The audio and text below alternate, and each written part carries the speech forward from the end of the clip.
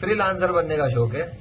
Freelancer पता है क्या होता है? फ्रीलांसर वो होता है जितना काम तुम एक महीने में करके कमाते हो ना, अगर तुम्हारी तनख्वाह 30,000 रुपए, फ्रीलांसर इतना एक दिन में कमा सकता है, एक घंटे में कमा सकता है, चंद घंटों में कमा सकता है। चलो एक घंटा तो बहुत मैंने बड़ी छोड़ दी, वो तो उसके लिए बड़ा हाई फाई फ्रीलांसर होना चाहिए, कम से कम एक दिन में तो कमा लेता है। तो फिर फ्रीलांसर ये होता है।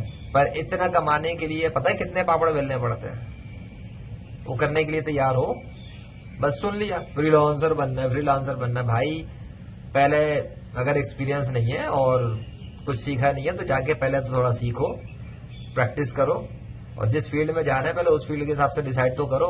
खाली फ्रीलांसर बनना है, वो भी वेब डेवलपमेंट और आईटी के लिए, तो भाई उसके लिए प्रैक्टिस चाहिए, एक्सपीरियंस चाहिए, और वो सब आपके पास थोड़ा बहुत कम से कम होना चाहिए, वरना घास चरने के लिए आना है यहाँ पर।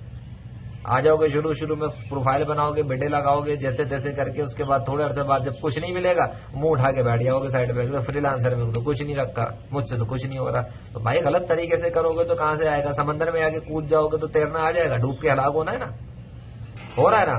तो उसके लिए क्या करना होगा? पहले थोड़े तैराकी के बेसिक रूल्स तो सीखो, थोड़ी सी उसके लिए तैराकी की प्रैक्टिस तो करो छोटी जगह। डायरेक्ट समंदर में जाके जंप लगानी है तो भाई फिर अपने आप को मरवाने के लिए तैयार हो।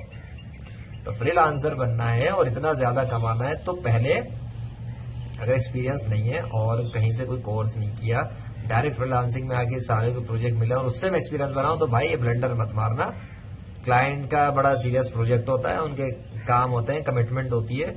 आगे से आपको जो है ना प्रोफाइल पे रेटिंग भी खराब मिलेगी, काम भी नहीं मिलेगा, और काम करोगे क्या यार उसके बाद अगर ले भी लोगे तो पहले थोड़ा सा सीखो, इंस्टीट्यूट्स में से थोड़े बेसिक्स बनाओ या खुद स्टडी करो, सेल्फ स्टडी करो। अब तो नेट पर ट्यूटोरियल्स बड़े भरे पड़े हुए हैं, वीडियोस हैं, आर्टिकल्स हैं, तो जो भी कुछ है बहरहाल अपने दौर पर सीखो। उस सीखने के बाद किसी कंपनी में, किसी भी कंपनी में, चाहे जूनियर के तौर पर चाहे इंटर्नशिप के तौर पर उसे ज्वाइन कर लो। वहां बैठ के ना जितना जितना आप अपने आप को मांझ सकते हो ना मांझ लो, प्रैक्टिस कर लो, उनका काम करो, चाहे जूते चाटने पड़े, मतलब जितना काम वो रगड़ा मारने के लिए कराए उनके कर लो। जो करोगे ना वही एक्सपीरियंस है। चाहे वो सीनियर्स ना आगे प्रमोट करें, आपने ज्यादा से ज्यादा टारगेट बना लो कि किसी भी नई कंपनी में या छोटी कंपनीज में आप जाओ वहां, और बड़ी कंपनी में ना या ना छोटी कंपनीज में, वहां आपको बहुत सारे काम खुद करने पड़ते हैं, एक्सपीरियंस ज्यादा तेजी से बिल्डअप होगा। वहां जाओ, टारगेट बनाओ 6 महीने या साल भर में जॉब करनी, इसके बाद स्विच करना है। तो इस तरह से 1 2 3 कंपनियों में स्विच करो, एक्सपीरियंस बिल्ड करो और देखो कि अब आप कितने कैपेबल हो। उसके बाद अगर आपका दिल भर, अगर जॉब की लत लग जाए तो एक अलग बात है, फिर आप किसी हाई कंपनी में या सीनियर पोजीशन पे चले जाओ। लेकिन अगर तब भी फ्रीलांसर बनने का शौक बरकरार रहे तो फिर एक भाई काम करो कि जॉब को अगर आपकी जरूरत नहीं है तो फिर आप फौरन छोड़ के फ्रीलांसिंग में कोशिश करके भी मेहनत करो।